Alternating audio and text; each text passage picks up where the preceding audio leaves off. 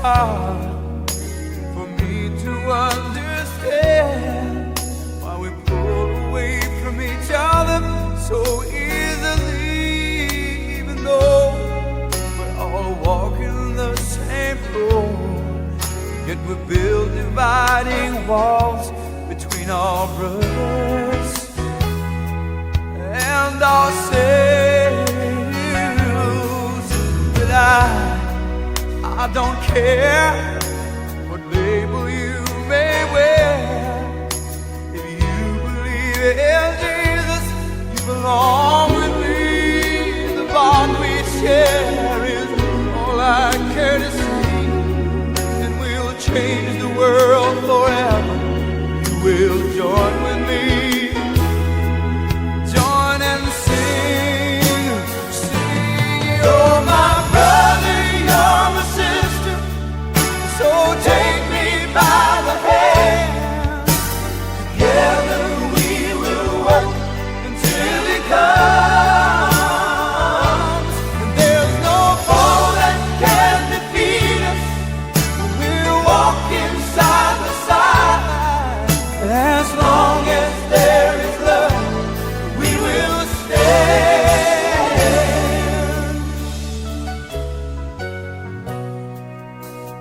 The day will come when we will be as one, and with a mighty voice together we will proclaim that Jesus is King. It will echo through the earth, it will shake the nations, and the world will see that you're my brother, you're my sister, so take me by the hand. Together we will work until He comes. There's no foe that can defeat us when we're walking side by side. As long as there is love, we will stand.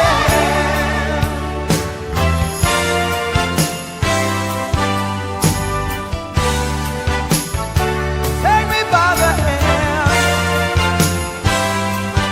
join with me, join and sing. You're my brother, you're my sister, so take me by the hand. Together we will work till He comes. There is no foe that can defeat us when we are walking side by side. As long as there is love, as long as there is love, we will stand.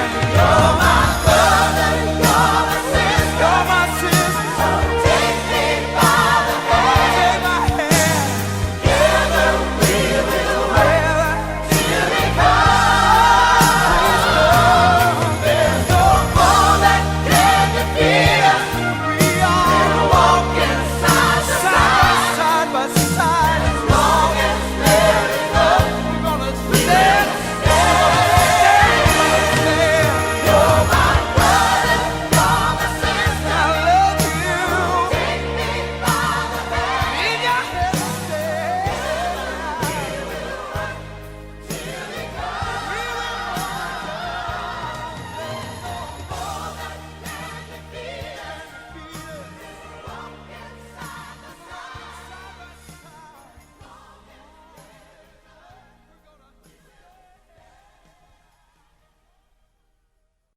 Good morning everyone, second Sunday of the month of January 2021, and we praise the Lord for His goodness sa pag-sustain ka nato almost mag 1 year kita nga wala kitay panibahon, hoping nga sa gihapon makatigong minagid kita sa umaabot pagyud nga mga inadlaw o Sundays to come for this year 2021. Ang atong topic sa gihapon nagpadayon kita, we're still continuing sa atong series nga pagtuon about the church. Kung atong gitun-an sa nagligad, ang worship is the center sa activities sa church, moved by the love. Karong buntag atong tutukan na pod ang edification is the rule of church. Kano o kung standard o kung basic, tawag nato na siya nga basic nga standard sa pagpadayon sa kapundok sa iglesia. The church is founded by Christ sa atong hibawan, of which at the same time He is the head. It is being moved by His altruistic love. The Lord assembled ang church, gi-assemble niya o kung gitigom na niya in its ultimate privilege, that is to worship the Lord.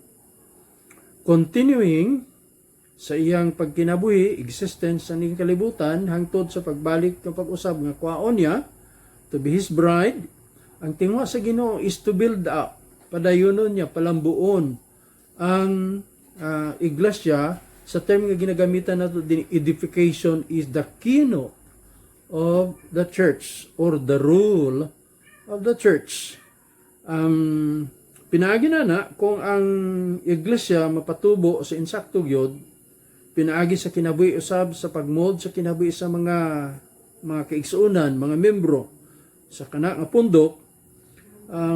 Ang epekto mahimo silang obedient, responsible, and reproductive nga assembly o kumpundok sa mga Kristohanon for God's glory. Si Peter hatag niya nga pagmaymay sa mga scattered nga mga Kristohanon sa kadtong panahon nga nagsulat siya ngadto kanila.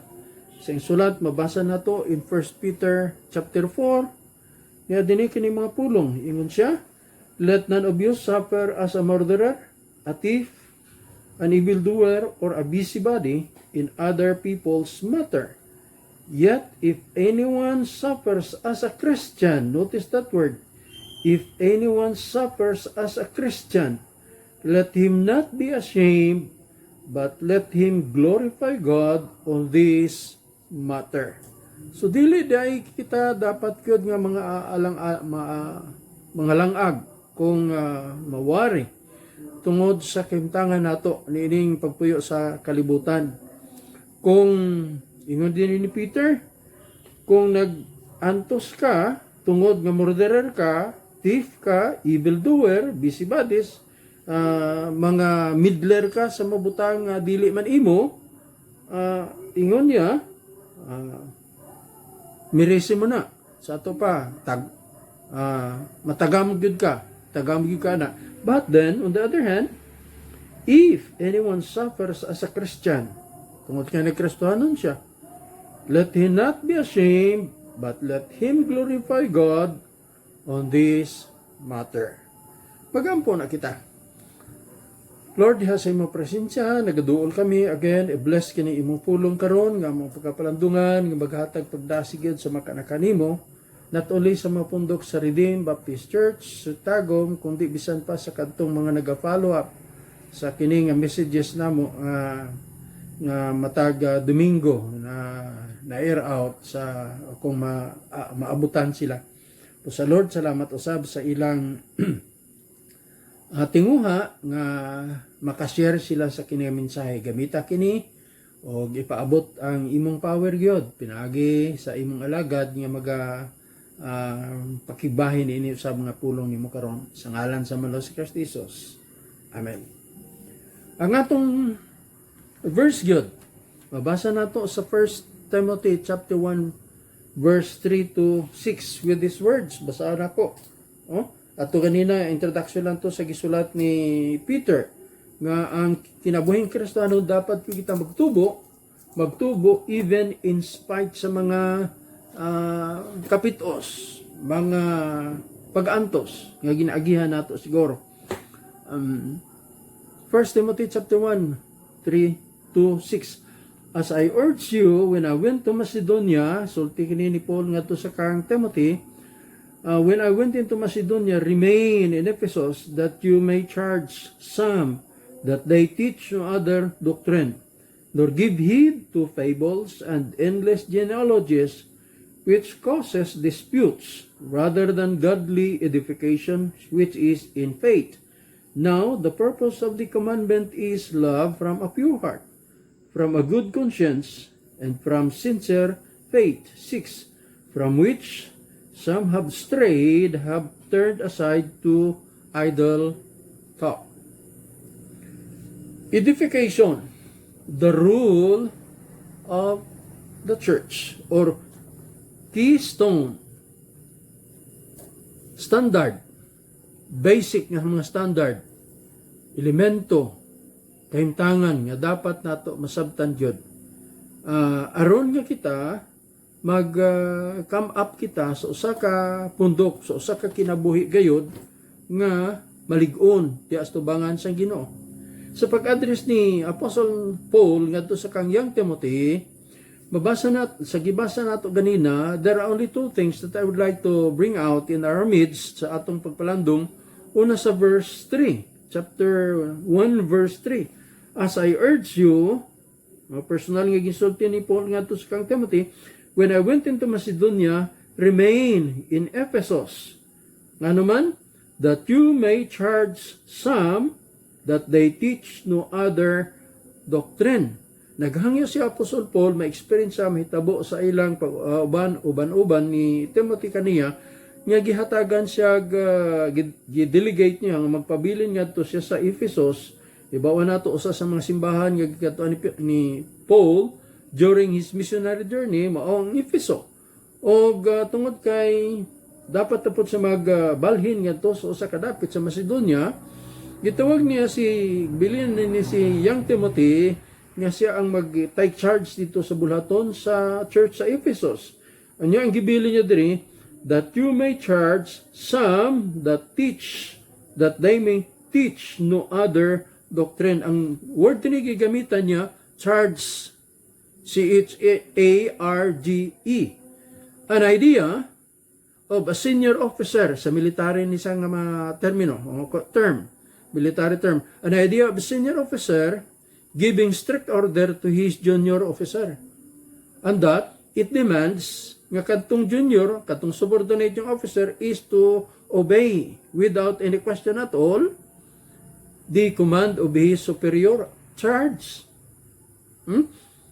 Gitulinan, ginapaandaman, ginatugyanan sa kinig, yun nga bulhaton nga bantayan niya pag-ayog yun. Ang bulhaton ni Apostol Pablo nga para sa pagpalambo sa iglesia, dapat klaro ang doktrina. With that, naghatag siya una, makita nang in the first part sa atong pagpalandong, Paul's restriction. May mga pagpugong, may mga pagdumili. Unsa ning gidumili niya? Idumili kadtong dili maayong mga butang, apan padayunon kadtong mga mambalambuon, nagapatubo nga mga lakang. Unsa ning dumili niya? He restricted. He prohibited that they teach no other doctrine. Beloved, ining atong kalibutan karon libre ang text sa gyud gani sa buhat sa ila kaugalingong doktrina, ila kaugalingong pagtudlo. Pero ang problema nato mo ni, is it according to the teaching of the scripture? Is it biblical? Is it scriptural? Mamanang ipaandam ni Apostol Pablo. Daghan mga pagtudlo, bitaw tinuod yun. Nagkalalay mga pagtudlo, nagabanggaan ang mga pagtudlo. Inoon, doon na mga similarity usahay, pero naay ko diferensya.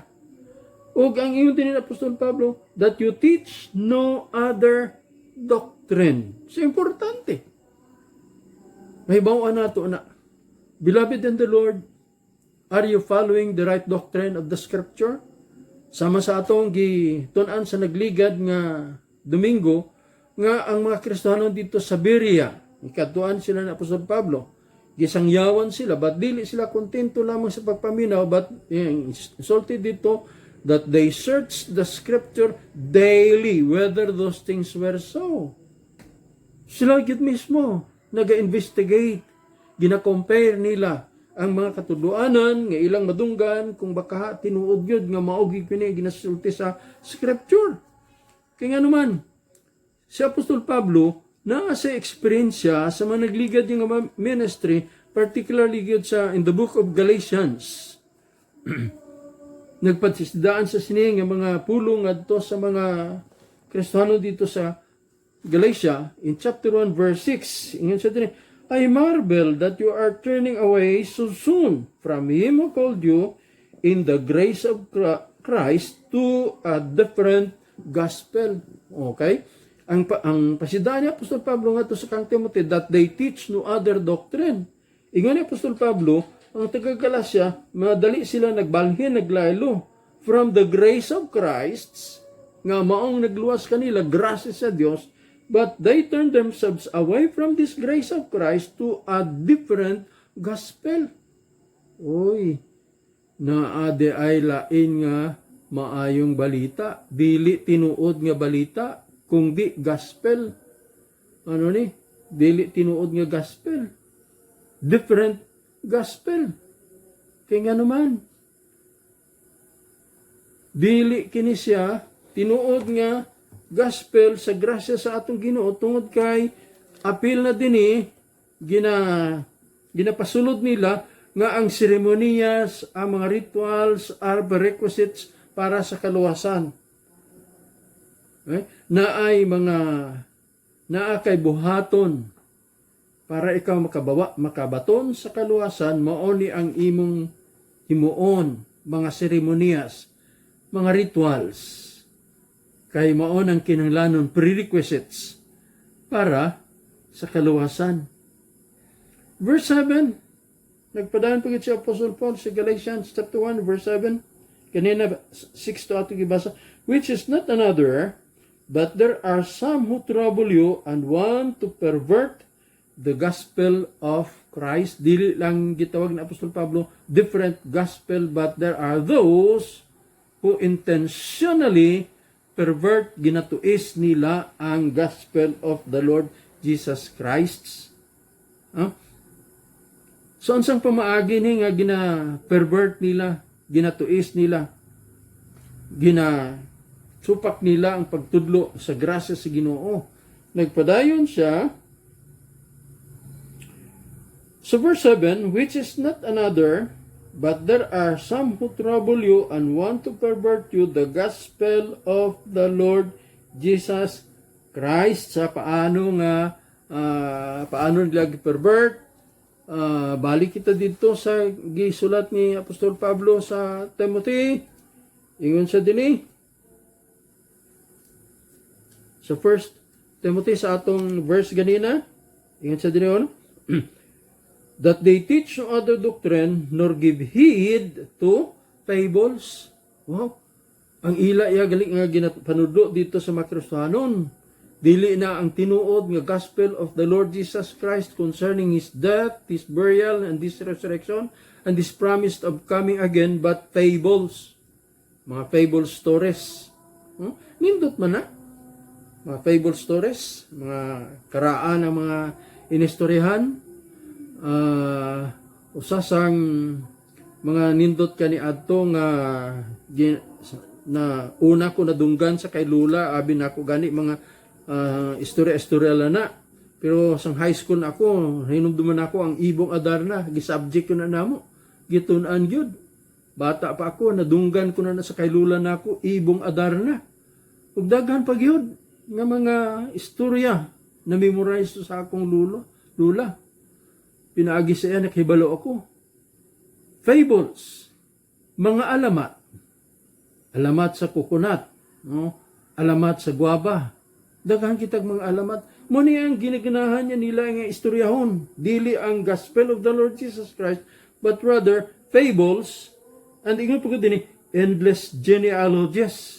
Mga pagsubay sa mga kaliwatan, sa mga katigulangan, si Lolo nako, mo ni si Lolo niya, among Panginoon, si Lolo, o at the same time, tracing back the origin of the local church which directly connect with the church in Jerusalem. Muna, Na mga pundok sa mga tao nga sama ni anang ilang panghunahuna nga dapat yun mailan nimo ang imong kaugalingon, manguta na sila. Redeemed Baptist Church, asa ka mo nagikan, kinsa ang nagbugna kaninyo, o katong nagmugna kaniyo, kinsa pa gyud ang nagmugna hangtod nga dili nga matrace back yun nila kuno ang imong gigikanan nga you are connected directly from the church in Jerusalem. Dili na pwede na. Kaya kung mauna ang imong hisgutan, ingon ni Apostol Pablo, nakibalo sa resulta, nor give heed to fables and endless genealogies, which, ingon siya, causes disputes. Natural, tuisay na. Mag-away na lang kamo sa sigin mo lang tugi. No? It triggers disputes, argument, hated nga mga argument, nga dili kuno gyud makapatubo. Dili makatarong, dili makaligon. And sometimes also, naapoy mga pundok nga ang tanaw nila sa mga activities sa sulod sa church, gawa sa kadtong maghisgot sila fables, mga genealogies nila, kung di usahay nila pagtanaw usab sa mga activities sa sulod sa church, dili sila magtubo tungod kay ilang mununa entertainment. Ang church activities are just an entertainment. Malipay sila kung na-entertain. Nagkanto sila sulod sa iglesia not to be enlightened, nor for spiritual enrichment, but for entertainment. Dili gyud ka magtubo. Kung gitanaw nimo ang bulaton sa iglesia, entertainment, dapat malingaw ka. You know, the preaching of the word of God entertains, pero it convicts at the same time. So, dili ka lang ma-entertain, kundi ma-enlighten ka, ma-enrich ka, mo na nga magtubo ka. Usapod ka butang, nga ingon niya, ni pahasidaan ni Apostol Pablo, dili that they should teach no other doctrine, but as well as, nakita niya, there are some misconception, misunderstanding of the purpose of the law. Unsa man day, ang uban nga panghunahuna nila na we have to go back to the law, the 10 Commandments, in order for us to be saved. Okay? Sa Apostol Pablo, misulti na. Ingon sa din in Galatians chapter 3, verse 23. Notice. Alang kuno kang kinsa ang law. The law. Ingon siya, before faith came, we were kept under guard by the law. Keep for the faith which would afterward be revealed. Gapaabot pa sa pagtuo. Therefore, the law was our tutor to bring us to Christ that we might be justified by faith. Unsa kuno ang law? Tutor, teacher, schoolmaster. Ang iyang tuyo nga tudloan ni kita aron nga kita makakilala diha sa kang Kristo o pinaagi sa pagkilala nato sa kang Kristo Jesus, ma-justify kita pinaagi sa pagtuo. Dili ang law nag-justify ka nato, kundi the faith in the Lord Jesus Christ. Now after 25, sa diha na kita sa kang Kristo, but after faith has come, we are no longer under a tutor, which is the law. For ye are all sons of God through faith in Christ Jesus. We became the children of God, you and I, not because we are seriously considering the observation of the law, but rather because of our simple faith in the Lord Jesus Christ. May mga tao tinuod nga tungod sa ilang pag-adherent gyud, niya tawag nato strict adherent to the law. Mga religious, niya tawag nato religious nga legalism, religious legal nga mga practices nila, mga spiritual legalists. Ga-appeal na sa ila kay i-compare nila dahil ila kaugalingon. Tanawa ko, mo ni akong ginabuhat. It appeals to their senses. It appears outwardly nga sila gyud ang holy. Kay magalakaw sila holy, magpangsinina sila holy, no? Tanaw nimo holy gyud. Sulo. Pero ang importante sa Ginoo dili man yung outward nato nga mga actuation, dili man yung outward nato nga behavior, but rather our faith inside our hearts that leads to a change of our lives and our lifestyle. In 1 Timothy balikan nato, nag-ingon si Apostol Pablo nga dili kita gimatarong sa law, kung di ang tuyo sa law dili dautan. Okay? Unsa man? Ingon siya, isulti niya sa kang Timothy, basahan ako, beginning verse 9 to verse 11 of 1 Timothy, and said din, knowing this, that the law is not made for righteous person. Oh, tanawa?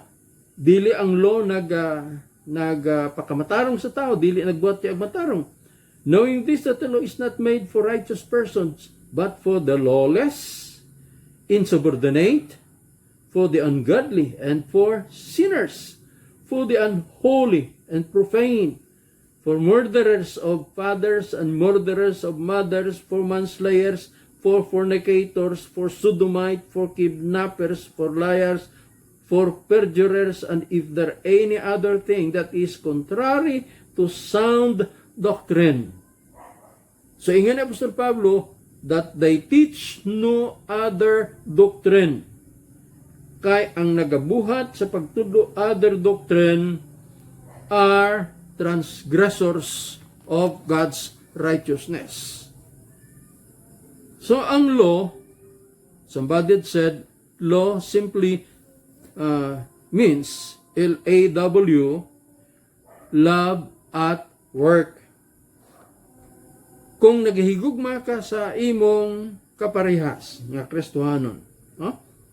Dili ka gyud makaako sa pagbuhat sa katong butang nga makalapas sa iyang pagkataong kinamatarong, kung di tabangan nimo siya nga siya magtubo, magligon, ma-edify siya. Sa ingon ni Apostol Pablo, ang pagsunod sa balaod dili maka-edify kundi makawagtang sa iyang gana, sa iyang tingwa sa pagsunod sa kinabuton sa Ginoo. Kay mahibaw nato there is no person who can strictly obey 100% yun sa kasuguan. No one except the Lord Jesus Christ, because mo na yung tingwa, He came to fulfill the law for us, because we cannot fulfill it by ourselves strictly. Ikaduha, dili lamang nag-sound si Apostol Pablo sa iyang pasidaan kung paano mapatubo ang iglesia by his restriction, but as well as his exhortation in chapter and verse 4 and then verse 5. Nor give heed to fables and endless genealogies which cause disputes rather than godly edifications which is in faith. Notice that. Ang godly edification is only by faith. Building up one another. Kung di, nagpadayang pagyud siya sa verse 5. Now the purpose of the commandment is love from a pure heart, from a good conscience, and from sincere faith. Notice the characteristics sang exhortation ni Apostol Pablo sa pulong nga dapat gyud maka-edify. Una, in verse 10, for fornicators, muni kuno ang tuyo sa law, gihatag sa Ginoo. For sodomites, for kidnappers, for liars, for perjurers, and if there is any other thing that is contrary to sound doctrine. Kining simple lang yun yung illustration nato. Kining curfew sa atong palibot, pag 10 o'clock in the evening, dapat wala na yung mga batanon nga mag-laroy-laroy sa karsada, kay kung masakpan ka, sitahon ka sa pulis. Kung ikaw nga batanon ka, by 9 o'clock in the evening, naa ka na sa imong balay, kinanglanon pa ba ka ang curfew? Wala. It has no effect to you at all. Kinsa lang yun ang maapektuhan. Kadtong mga malinapason nga alas 10, alas 11, alas 12, alas 2 sa kadlawon, tuwa pa dito sa gawas na galaroy-laroy pa. Mo na ang epekti, gukdon yun sa kana nga balaod, law. Okay? The curfew. Sa Apostol Pablo, yun sa tini, kung ang imong pagtudlo man lamang, sound doctrine, magatubo na. Magatabang na sa pagpatubo. In 2 Timothy chapter 1, verse 13, ano pag yun ni, ang gina-qualify din ni Apostol Pablo, sound, pulong nga sound doctrine. That builds up. Ikaduha, sound, unsa pagiging sound, 2 Timothy chapter 1, verse 13 na po, hold fast the patterns of sound words which you have heard from me in faith and love which are in Christ Jesus. Not only sound doctrine, but sound words. Wow! Unsa kaha ang mga pulong na naagagawa sa atong baba? Makapatubo, makapalig-on, o kung makawagtang, baka, o kung makapaluya. Further pag yun, nagsulat pagit sa Apostol Pablo usab sa kang Titus. Sa kay Titus diri sa chapter 1 verse 13, sa kini nga pulong usab gihatagan pud ni ni Paul pagpahinumdum dadto sa kang Titus sama sa kang Timothy. Sound doctrine, sound words. Now, Titus 1:13. This testimony is true. Therefore, rebuke them sharply, that they may be sound in the faith. Wow. Mo ni mga elemento, mo ni characteristics nga nagapatubo, mga katudluanan, sound doctrine, sound words, sound faith. And the last one, napaiuban, pero ilimit nato ni lamang sa kini mga butang, enough na ni sa pag-remind ka nato. 2:8, sound speech that cannot be condemned, that one who is an opponent may be ashamed, having nothing to say of you. So, unsa kaha ang naa kanimo nga nagapugong, nga nagababag sa uban nga mga katawhan nga dili isla motubo? Mao ni siguro mali nga doktrina, mali nga mga pulong words that are inappropriate, faith nga dili wala na pasad insakto sa pagtuo sa Ginoo, o speech, words and speech pero pareho. Dapat unta, ingon ni Apostol Pablo, kung naa kaninyo mo unta na para matubo kadtong mga tao sa atong palibot. Now, balikan nato ang gisulat ni Paul nga to sa kang Timothy. Ingon siya din now the purpose of commandment is love from a pure heart, the spring of real edification. Una, love. Gisulti na ko gani ang law, love at work. The spring of real edification is out of love, which is from, nagdugang siya, verse 5, purpose of the commandment is love from a pure heart. Unsa man ang heart?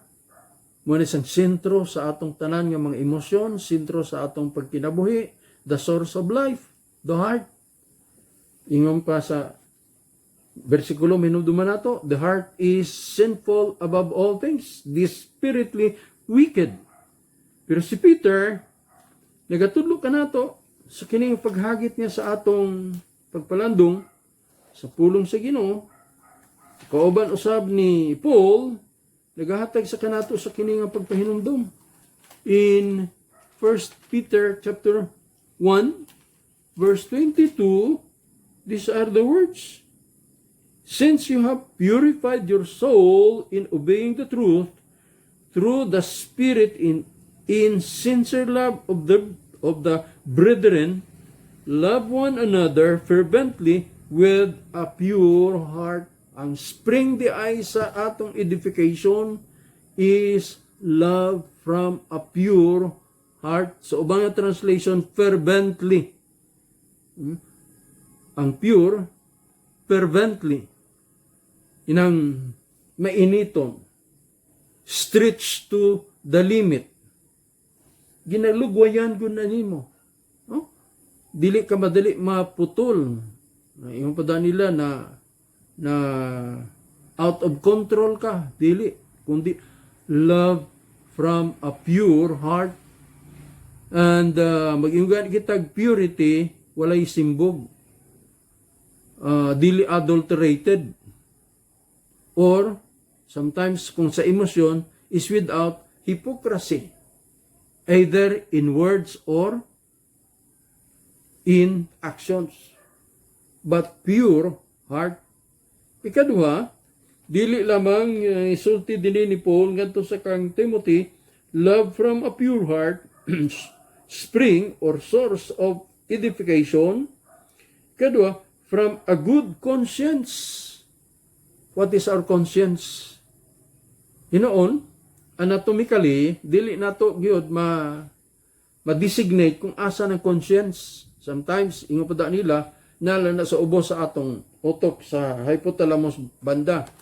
It is that part of human being, dili ginato mapindot gyud nga pareha sa utok, pareho sa heart, but refers to that